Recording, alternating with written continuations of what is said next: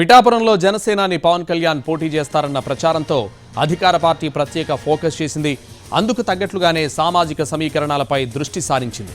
ప్రస్తుతం పిఠాపురం సమన్వయకర్తగా ఉన్న పార్లమెంట్ సభ్యురాలు వంగా గీత వ్యవహరిస్తున్నారు.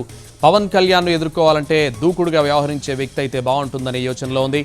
మరోవైపు ముద్రగడ పద్మనాభంను పార్టీలో చేర్చుకోవడంపై వైసీపీలో చర్చలు జరుగుతున్నాయి.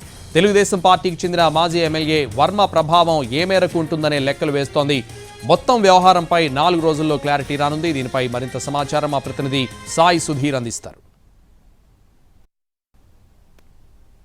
జనసేన అధినేత పవన్ కళ్యాణ్ వచ్చే ఎన్నికల్లో పిఠాపురం నుంచి పోటీ చేస్తారని ప్రచారం జరుగుతుంది.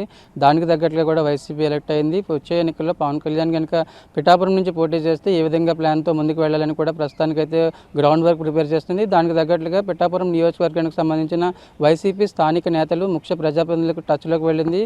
ఒకవేళ వచ్చే ఎన్నికల్లో పవన్ కళ్యాణ్ కనుక పిఠాపురం నుంచి పోటీ చేస్తే పార్టీ ప్లాన్ ఏ విధంగా ఉండాలి, గీత ఏ మేరకు పవన్ కళ్యాణ్కి పోటీ ఇస్తారని కూడా ఆరా తీస్తుంది. దానికి తగ్గట్లుగా కూడా శాంపిల్స్ సేకరిస్తున్న సిచ్యువేషన్. ఎందుకంటే గత ఎన్నికల్లో పవన్ కళ్యాణ్ భీమవరం అదేవిధంగా గాజువాక 2 నియోజకవర్గాల నుంచి పోటీ చేశారు. 2 నియోజకవర్గాల్లో కూడా ఓడిపోయిన సిచ్యువేషన్. గాజువాకలో దాదాపు 25,000 ఓట్ల తేడాతో ఓడిపోగా భీమవరంలో 8,000 ఓట్ల తేడాతో ఓడిపోయారు. దానికి సంబంధించి ఇప్పటికే జనసేన ఒక స్ట్రాటజీ అవలంబిస్తుంది. ఇది భీమవరం కావచ్చు, అదేవిధంగా గాజువాక ఈ 2 నియోజకవర్గాలు అర్బన్ ఏరియాలు కాబట్టి ఖచ్చితంగా పిఠాపురం పూర్తిగా రూరల్ ఏరియా. 3 మండలాలు అదేవిధంగా 2 మున్సిపాలిటీలు ఉన్నాయి. దీనికి సంబంధించి ఒక క్లారిటీ ఉంది. ఈ మొత్తం పిఠాపురం నియోజకవర్గంలో కూడా ఒక పూర్తిగా రూరల్ ఏరియా కాబట్టి ఖచ్చితంగా పాజిటివ్ వే ఉంటుందని ఇటు జనసేన ఫిక్స్ అయింది. దానికి సంబంధించి పవన్ కళ్యాణ్ అభ్యర్థిత్వం అయిపోయి ఎక్కువగా మొగ్గు చూపుతుంది. దానికి సంబంధించి పార్టీలో కూడా డిస్కషన్ జరుగుతుంది. మరోవైపు పవన్ కళ్యాణ్కి ధీటుగా పోటీ ఇవ్వాలంటే ఖచ్చితంగా వంగా గీతకైతే ఏ విధంగా పోటీ చేస్తుందని కూడా ఇప్పటికే వైసీపీ అధినాయకత్వం మంతనాలు కొనసాగుతుంది. ఇప్పటికే గీతకు సీఎంఓ నుంచి ఫోన్ రావడం, ఆమె దానికి సంబంధించి ఒక స్పష్టత ఇచ్చిన సిచ్యువేషన్.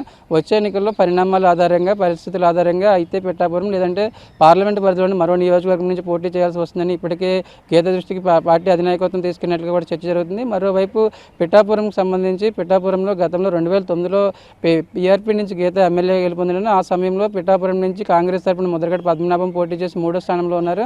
అయితే ముద్రగడ ఫ్యామిలీని పార్టీలో చేర్చుకుని ఆయనను పిఠాపురం నుంచి వైసీపీ తరపున పవన్ కళ్యాణ్పై పోటీ చేస్తే ఎలా ఉంటుందని కూడా ఇటు వైసీపీ అధినాయకత్వం ఆలోచిస్తుంది. ముద్రగడ పద్మనాభం కుమారుడు ముద్రగడ గిరితో వైసీపీ నేతలు టచ్లోకి వస్తున్నారు. వచ్చే ఎన్నికల్లో పొలిటికల్ ఈక్వేషన్స్ ఏ విధంగా ఉంటాయి, ఇటు ముద్రగడ పద్మనాభం పొలిటికల్ స్ట్రాటజీ ఏ విధంగా ఉంటుందని కూడా వైసీపీ ముఖ్య నేతలు ముద్రగడ పద్మనాభం కుమారుడు ముద్రగడ గిరితో మంత్రాలు చేసినట్టు కూడా పార్టీ వర్గాల నుంచి కావచ్చు, అదేవిధంగా ముద్రగడ అనుచరుల నుంచి సమాచారం ఉంటుంది. దీనికి సంబంధించి కూడా ఒక ఈక్వేషన్స్ వేస్తుంది. ఒకవేళ ముద్రగడ పద్మనాభం అదేవిధంగా ఫ్యామిలీని పార్టీలో చేర్చుకుని ముద్రగడ పద్మనాభంని ఇటు పిఠాపురంలో పవన్ కళ్యాణ్పై పోటీ చేస్తుందని కూడా వైసీపీ ఎలా ఉంటుందని కూడా ఆరా తీస్తుంది. దానికి తగ్గట్లుగా సర్వే చేస్తున్నట్లు కూడా మనకి పార్టీ వర్గాల నుంచి సమాచారం ఉంటుంది. ఎందుకంటే పవన్ కళ్యాణ్ పిఠాపురం నియోజకవర్గంలోనే ఎక్కువ సమయం కేటాయించేలాగా, నియోజకవర్గం పైన ఎక్కువ సమయం ఫోకస్ పెట్టేలాగా ఇటు వైసీపీ ప్లాన్ చేస్తుంది. దానికి తగ్గట్లుగానే పిఠాపురంపై ప్రత్యేక ఫోకస్ పెట్టింది.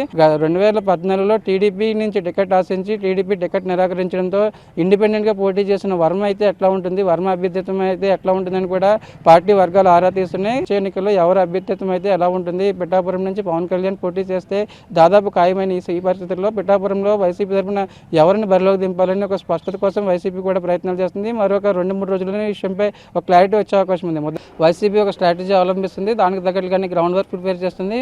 మరో 2-3 రోజుల్లోనే ఈ విషయంపై స్పష్టత వచ్చే అవకాశం ఉంది. కెమెరా పర్సన్ ప్రకాష్తో సాయి సుధీర్, రన్ టీవీ.